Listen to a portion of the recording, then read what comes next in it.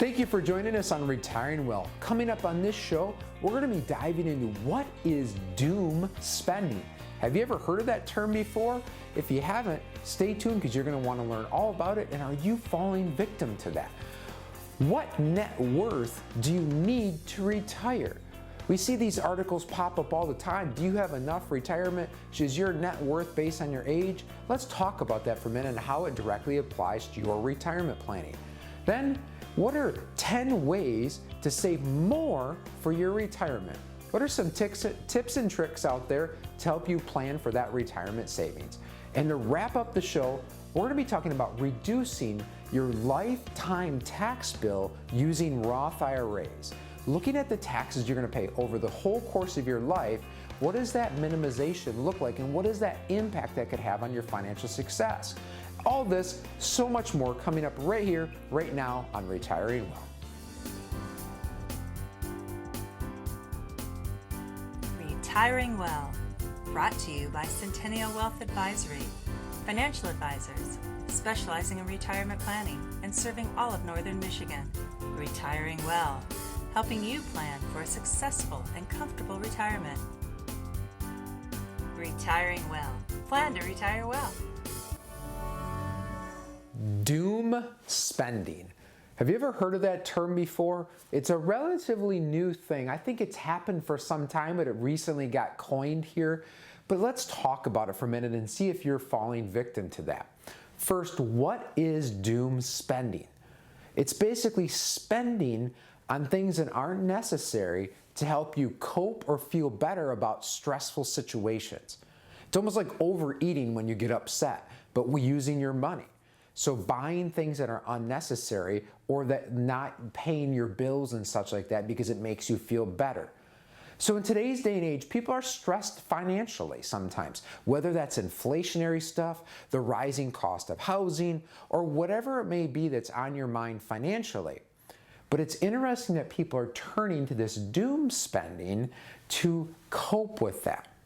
So recently, Credit Karma put out a study and they surveyed America, and they say 27% of all Americans now are doing some form of doom spending. Now it tends to kind of hit younger generations a little bit more. In those numbers, it's about 35% of Gen Zers and 43% of millennials have been found doing some sort of this doom spending. So instead of paying bills, putting money aside for retirement, putting money aside for maybe that down payment on that first home, they're turning to buying these things. Now, what is it they're spending money on? It can be a multitude of different things, but it tends to be stuff that makes you feel better about yourself versus taking care of financial responsibilities. So stuff like vehicles, technology, clothing, stuff like that that kind of has an instant gratification. Years ago, there was kind of some studies done with like binge eating when it comes to stressful situations.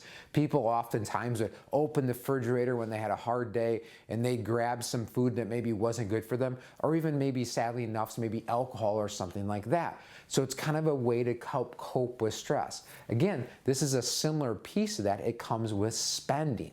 So where is some of this rooted from? Now, some people will say that social media is causing some of these challenges. Kind of that perception when you're scrolling through social media and you're seeing pictures of the neighbors or your friends and your family, and they maybe have something new, or they kind of have looks like they're living this certain lifestyle, and it makes you feel poor or disappointed with your situation, so you go out and spend to try to keep up with them, if you will. Remember the old saying with keeping up with the Joneses?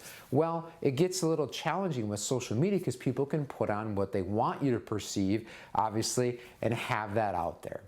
So what are some of the negative impacts of doom spending? Well, obviously, if you're not taking care of your financial responsibilities, doom spending can have a direct impact.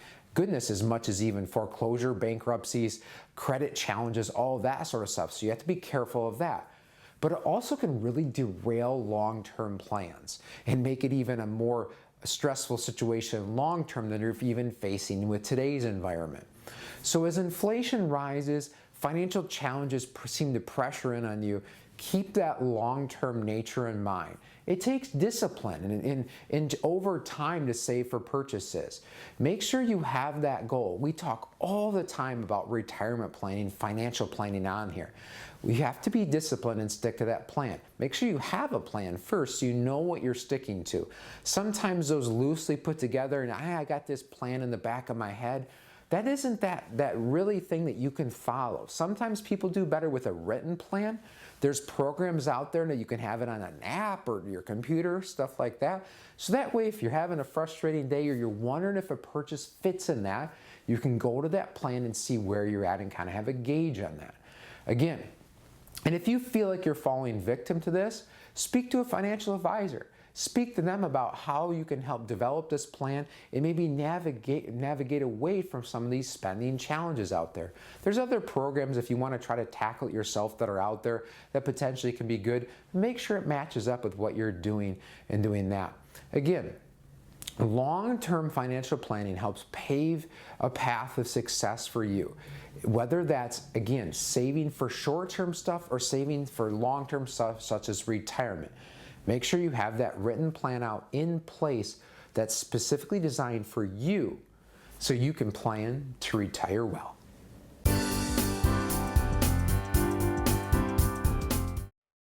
There's a retirement crisis because many people aren't well informed and well prepared. Information and proper planning are key for the success for your retirement. You need to be cognitive of your particular situation and how you can best plan to retire well. Our team has prepared several videos that are based on whether you're single, married, retired, still working, and there's no cost, no obligation to access these customized videos. You can visit cen-wealth.com to access the videos. Our goal is to inform and to educate. Our hope is to provide you with tools that help you plan to retire well. We hope you will find the content valuable and pose some questions you may not have considered, including income. There's a variety of ways to structure an income plan, but it depends on your goals.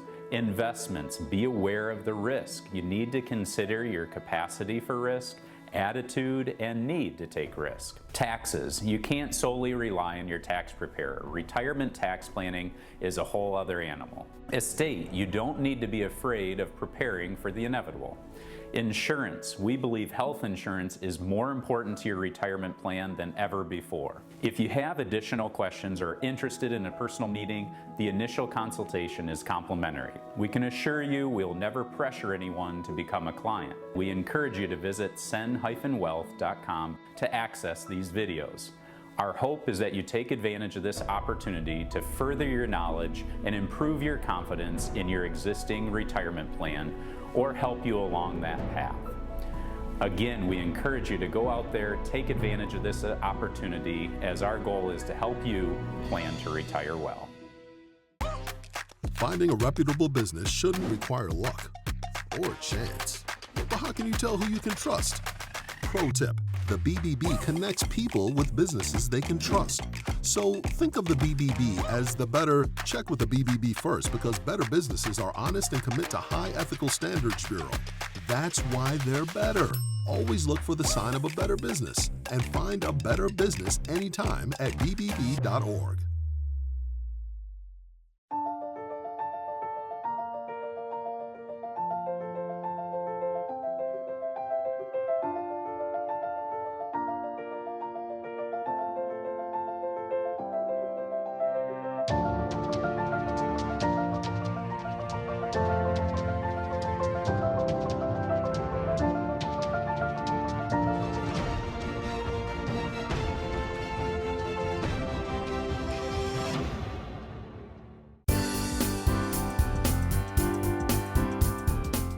Hey, welcome to this segment on what net worth do you need in order to retire. I think it would be really nice if it could be that simple. If we could just figure out one number, give that to you and say, hey, look, everything is good. Your problems are solved. Life is easy now because we figured out the one number that you needed. And unfortunately, it doesn't work that way. There are so many different moving parts that go into creating a retirement plan that gives you comfort, that gives you peace, that gives you purpose. And there's a lot of different components to that that you want to consider. I'm going to give you some statistics on what Americans in general think you need your net worth to be, but then we can dive into a little bit of maybe how Centennial Wealth approaches that number and really that discussion. So there's an American survey that said that you need about $1.46 million in net worth. So that could be real estate and financial assets combined in order to retire well. That's what they said that they wanted in order to feel comfortable. And they also say in the same survey that in order to be happy, you have to make about $248,000 a year. So I'll just let you know, you can sit there and say, hey, wow, I'm happy, but I don't have a net worth of 1.5 million and I don't make 248,000 a year. And we see that all the time.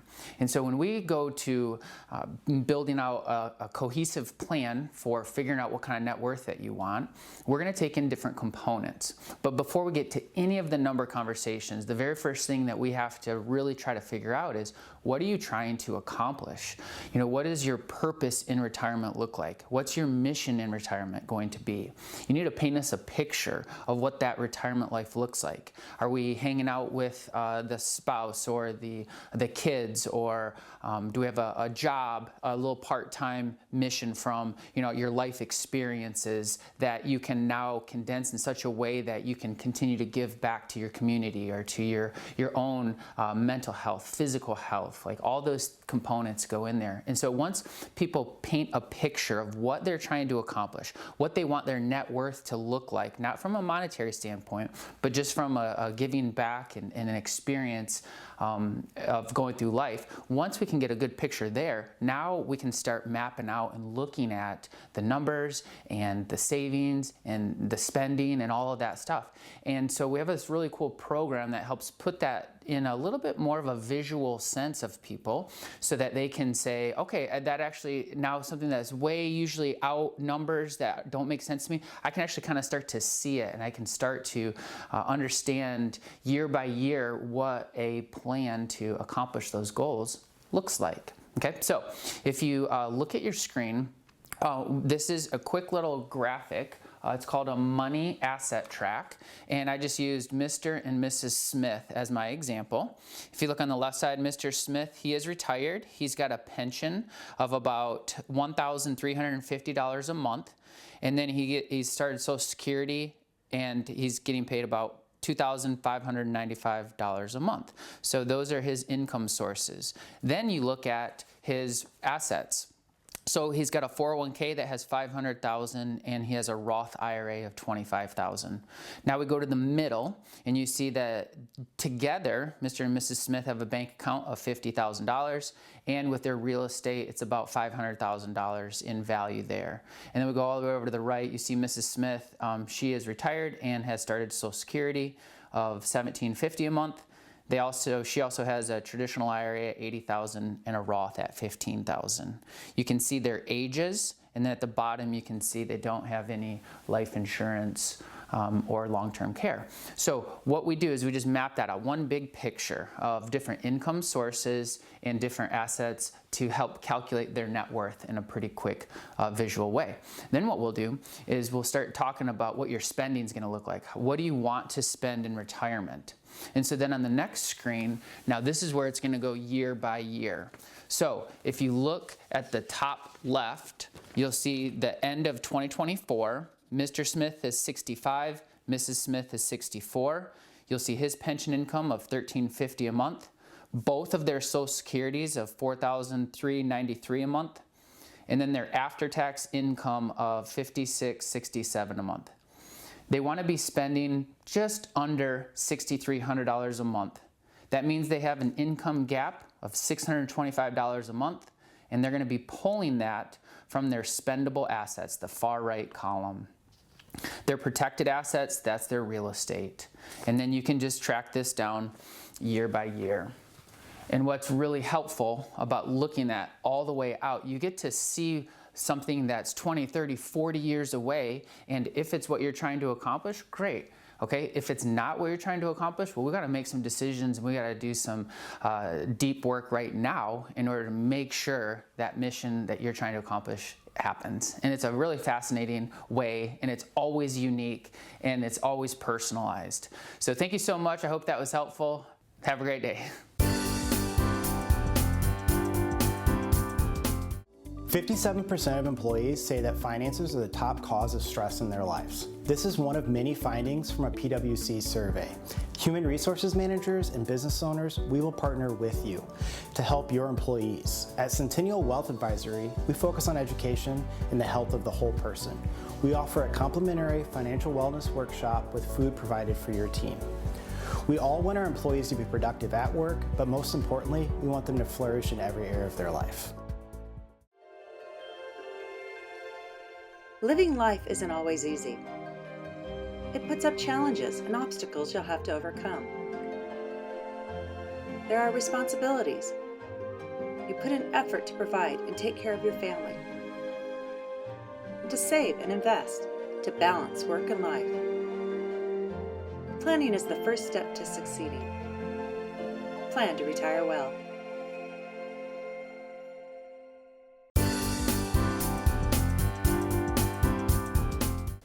Everyone wants to save more money for retirement, right? Well, let's talk about 10 different ways that you could potentially save more for those golden years. Number one, start early. The younger you start saving, the more time your money has to grow before you retire.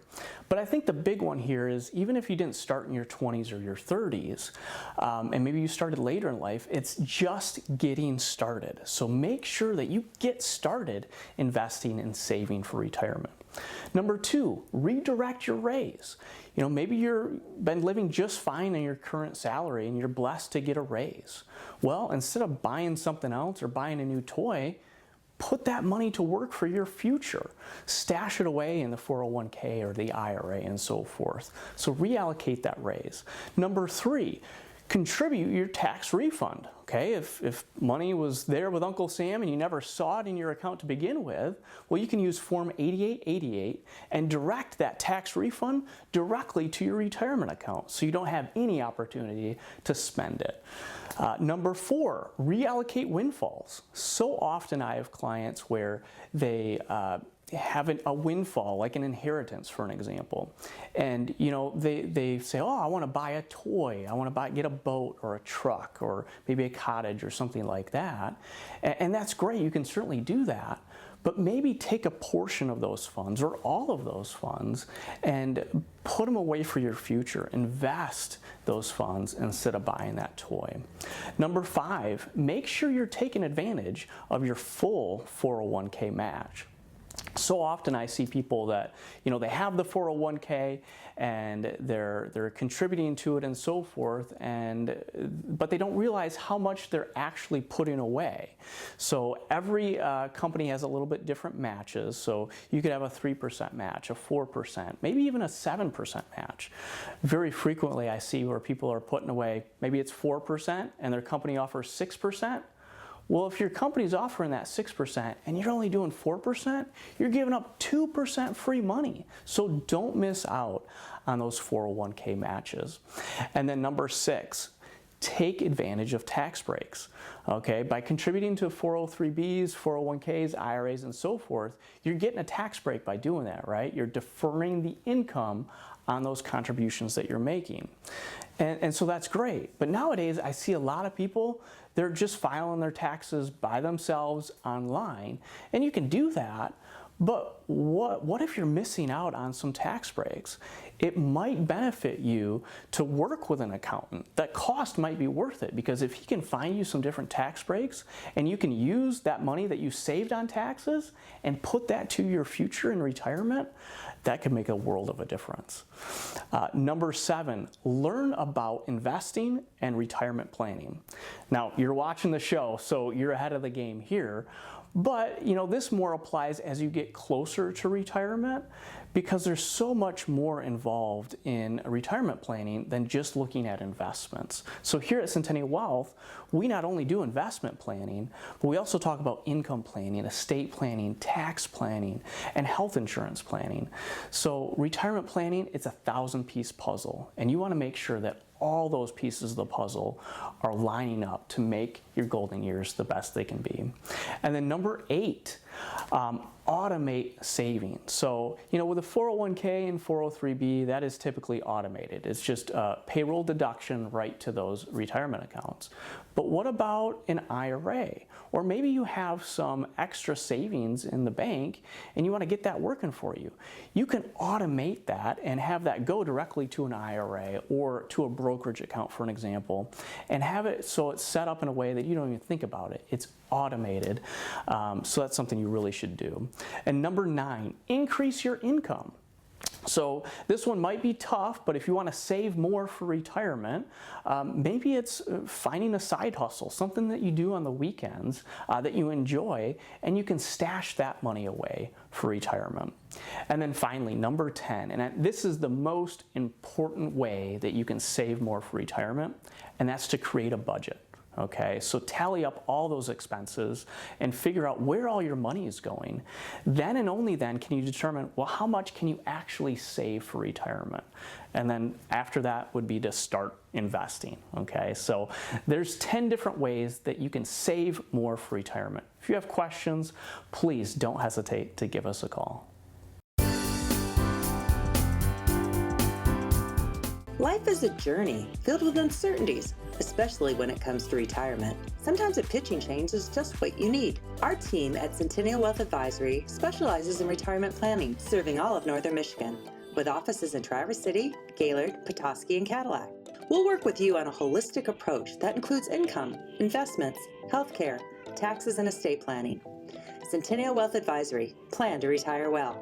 Click or call for a no-cost, no-obligation consultation. Your grandchildren are precious to you. They are your life. This is your time to have that special relationship. Taking care of yourself is taking care of them. Centennial Wealth Advisory is offering a free, no-obligation retirement review to make sure you don't run out of money during your retirement. Centennial Wealth Advisory. Your best is yet to come. Make the most of Social Security.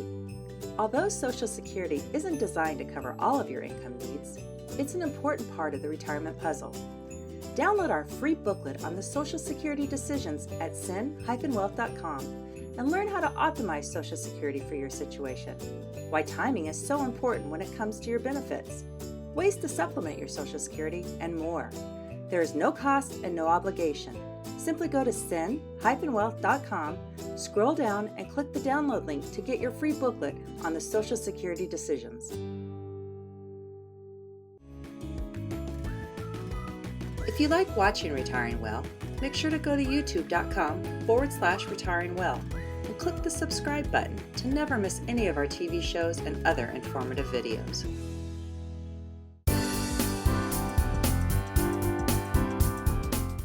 What a special treat. You get to hear us talk now about taxes and especially what that looks like over your entire lifetime. But good news, we'll eventually get into a potential solution when it comes to specifically with the Roth IRA. But when we're thinking about this and trying to get a visual concept, I think of, would you rather pay tax on the seed, so the small amount, or on the harvest? So similar with your retirement accounts, okay, when you put into, say, a traditional 401k, a traditional IRA, you get a small tax break for that, but then guess what? As that grows over your lifetime, now you've got a large tax liability on this asset. So again, that's where it gets into this option that we like to look at when we're talking to clients as far as a Roth IRA. So Joe, maybe walk through the basics of that before we dive too deep. Yeah, absolutely. A Roth IRA, oftentimes we talk about investment diversification, but we really need to have tax diversification.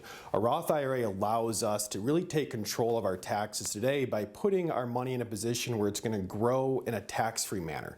So as John mentioned, so if we put, say, $20,000 in this investment account, we let it grow for 30 years and it turns into $100,000, all that growth is going to be tax-free. And then as we're taking withdrawals out of that account, those are also going to be tax-free. Another nice benefit with Roth IRAs is you don't have RMDs and they pass on tax-free to heirs. The downside, like everything in life, there's pros and cons. Some of the cons are there's limitations on who can contribute to Roth IRAs, so you have to have earned income. There's also limitations on how much money you can make. So if you're a high income earning family, you may not be able to contribute through direct contributions as you traditionally would. Right, most definitely. And that's where I think of like the different generations and how they could utilize potentially the Roth IRA. And so maybe with the younger generation, when you have a lower income and that tax break of putting money into a traditional IRA or 401k isn't as favorable, well, maybe you just are using that after-tax money to put into a Roth IRA. I think of a client who was able to, as part of a plan for his son and build up the Roth IRA. So at an early age, when his son was working, he was helping contribute on his behalf into a Roth IRA, and now he's been able to build a lot of tax-free assets. So in 2024, the maximum contribution is $7,000, and if you're age 50 and older, it's $8,000. But I know more specifically for retirees, there's options that you want to consider. Yeah, so with Roth IRAs, again, they give you a lot of flexibility. So where often we see these come into place is I had a client a few years ago, retiring, had great pension, had some PTO buyout, had deferred comp payout, really high income year, but he had to have that duck boat that year. So we were able to utilize his Roth IRA to still be able to go and purchase that toy that he wanted, but not really increase his tax liability. So the Roth, again, is giving you flexibility inside of that account or inside your investments to be able to pull from different areas to leverage not paying extra tax, but still being able to do everything you want to do in retirement.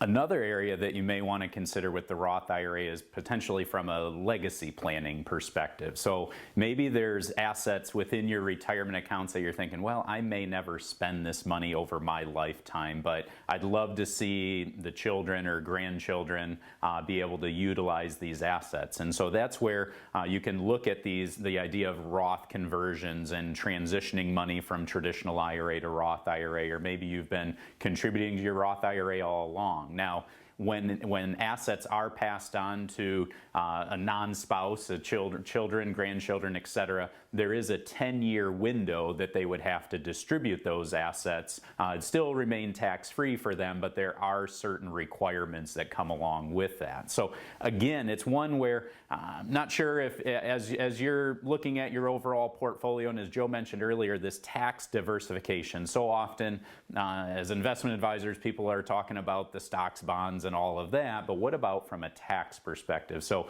I'm not sure if you have a Roth IRA or if you've ever looked at that closely, because again, it's not just about the investment side. It's so important to look at the tax liability and what that can look like over your lifetime. So if you want more information on that, we encourage you to go to youtube.com/retiring well. We have a number of videos out there to help educate you on that. And then we'd love the opportunity to sit down with you for a no cost, no obligation visit, just to better understand your situation and ultimately see if a Roth IRA might make sense for you.